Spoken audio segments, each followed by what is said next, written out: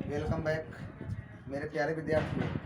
आप सबका मेरे YouTube चैनल पर स्वागत, अभिनंदन। प्यारे विद्यार्थियों, हमने पिछले वीडियो में कंजक्शन का पार्ट्स दिया। आज बच्चों के डिमांड पे मेरे पास कमेंट आए, बच्चों के डिमांड पर आज मैं एक यूज आपको पढ़ाने जा रहा हूँ। उस यूज का नाम है लेट।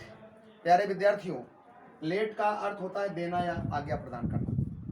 अगर कोई भी पूछता है कि बताओ लेट का अर्थ क्या होता है, तो आप बताएं कि लेट का अर्थ होता है देना या आज्ञा प्रदान करना।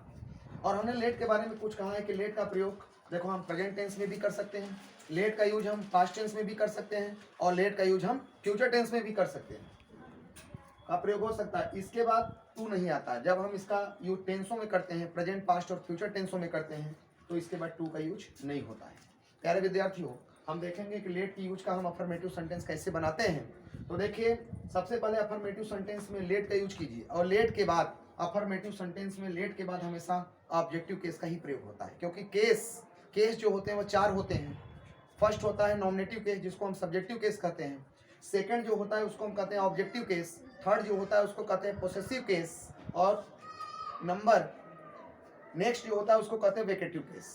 तो लेट के बाद हमेशा ऑब्जेक्टिव केस के बाद वर्ब का फर्स्ट फॉर्म, उसके बाद ऑब्जेक्ट। जैसे उसे खाना खाने दो, तो देखिए उसे खाना खाने दीजिए, तो पहले आप लेट का यूज कीजिए, और लेट के बाद ऑब्जेक्टिव केस में पहले आपको क्या लिखना है, देखो ही का क्या होता है ऑब्जेक्टिव केस, हिम। तो लेट हिम, और उसके बाद वर्ब का फर्स्ट फॉर्म, तो वर्ब क्या है, खाना। खाने के अंग्रेजी क्या होता है, ईट, और क्या खाने दो, खाना। तो लेट हिम ईट फूड। आपने देखा होगा लेट के बाद ऑब्जेक्टिव केस का यूज हुआ है। मुझे यह काम करने दो, तो मुझे यह काम करने दो, तो पहले आप लेट का यूज कीजिए, और लेट के बाद ऑब्जेक्टिव केस। ठीक है, मुझे के अंग्रेजी आई होता है, आई का ऑब्जेक्टिव केस मी होता है। तो let me do this work, मुझे यह काम करने दो। नेक्स्ट है नेगेटिव। हम सब नेगेटिव देखेंगे। नेगेटिव में प्यारे विद्यार्थी, नेगेटिव मतलब होता है नकारात्मक। नकारात्मक क्या होता है, जब वाक्य में हम किसी तथ्य, किसी घटना या किसी दशा को, तथ्य को अंग्रेजी में फैक्ट कहते हैं, दशा को अंग्रेजी में हम स्टेट कहते हैं, और कंडीशन या कंडीशन कहते हैं। तो जब वाक्य में किसी तथ्य, घटना या दशा को अस्वीकार कर दिया जाए, तो उसको हम नेगेटिव सेंटेंस कहते हैं। अर्थात इसमें नहीं शब्द आते हैं, और नहीं शब्द की अंग्रेजी हम सब नॉट भी लिखते हैं, कभी कभी नो भी लिखते हैं, और कभी नहीं शब्द के लिए हम सब नेवर का यूज करते हैं।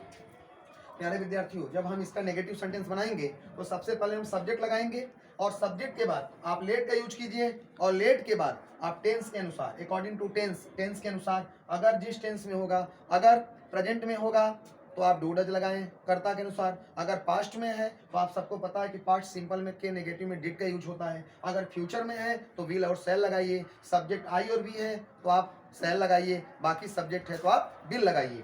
जैसे उसने मुझे घर नहीं जाने दिया, तो देखिए नहीं शब्द आया हुआ है, तो यह नेगेटिव सेंटेंस है। तो क्या लिखेंगे, ही। उसने एक अंग्रेजी के ओके, देखो उसने घर मुझे नहीं जाने दिया, सेंटेंस हमारा पास्ट सिंपल में है। तो आप क्या लिखोगे, पहले सब्जेक्ट ही के बाद हेल्पिंग वर्ब, यानी मैंने बताया टेंस के अनुसार, तो यह पास्ट सिंपल में है, इसलिए हम डिड नॉट लगाएंगे, तो ही डिड नॉट। उसके बाद लेट लगाइए आप, लेट के बाद मैंने बताया कि ऑब्जेक्टिव केस, तो let me go home, he did not let me go home. Next है वह मुझे घर नहीं जाने देता है। यह देखो सेंटेंस हाँ है शब्द आया, इसलिए प्रेजेंट सिंपल टेंस है। तो प्रेजेंट सिंपल टेंस का नियम है कि कर्ता एक वचन का ही सी इट किसी का नाम होता है तो डज नॉट लगाइए, और आई वी यू दे होता है तो आप डू नॉट लगाइए। तो क्या हो गया, he does not let me go home, वो मुझे घर नहीं जाने देता है।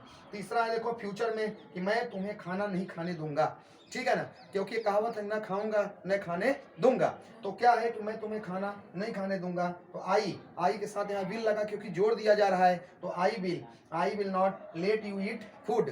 ठीक है ना, आपको मुझे समझ में आ रहा है कि आपको समझ में आ गया होगा, इसलिए इस वीडियो को लाइक, सब्सक्राइब, शेयर, कमेंट करना ना भूलें। धन्यवाद।